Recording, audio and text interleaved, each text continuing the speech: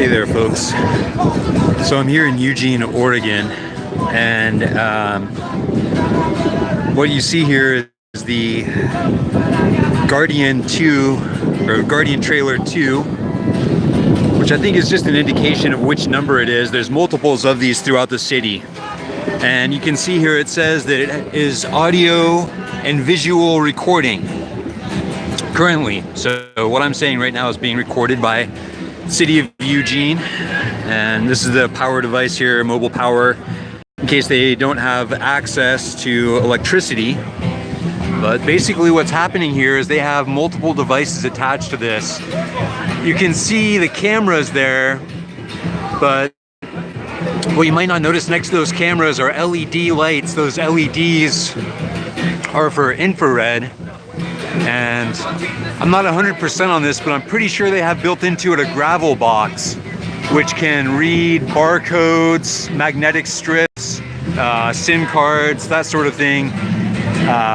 You know, basically it's a device that's set up to do all-around surveillance. So what they're surveilling is basically just a bunch of people who are, you know, engaging in commerce, having like music, you know, basically living their lives. And the part that's utterly shocking to me about this is that they already have a surveillance camera here.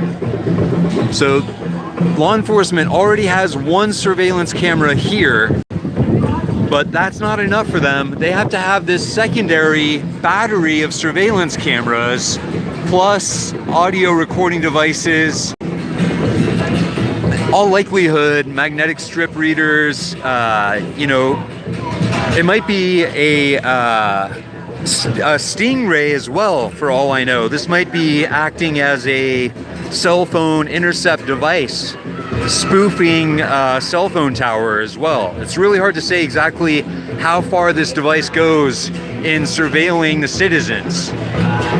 But the reason I bring this up is that they don't place these towers in South Eugene. They don't place these towers in Coburg. They don't place these towers in Santa Clara.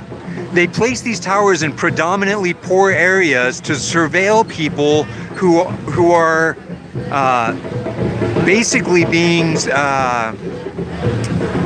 profiled. They profile people, and they place these things in poor neighborhoods based, in my estimation, on the fact that they want to catch poverty-stricken people breaking the law. So they don't use these indiscriminately. These devices are used on a discriminatory manner. And, you know, I believe that these devices are a weapon in class war. They're using tax dollars to attack the most poverty-stricken people in the city. They're not using these devices against wealthy people. They use these devices specifically against the poor. And, you know, in my estimation, that's unconstitutional.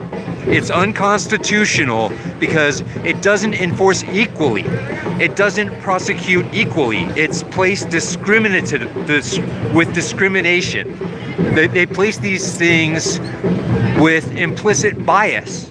And because it has implicit bias based on that, I think that they're unconstitutional and they shouldn't be present in public spaces. And I know the Eugene Police Department can hear me.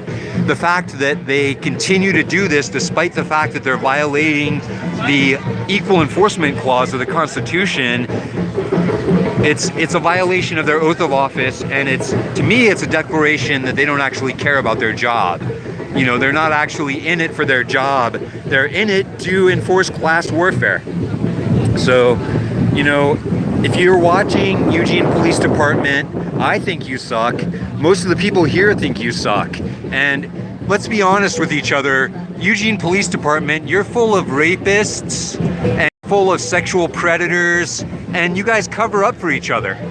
So you know that you're corrupt and evil. I don't have to tell you that, but the viewers might not know that.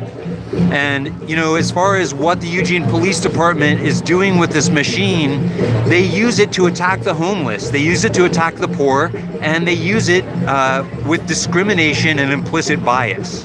So I just wanted to share this with you guys and put a message out there to the YouTube viewers and hopefully to the Eugene Police Department. If you're listening, I strongly believe that you're pieces of shit, and I hope that you choke on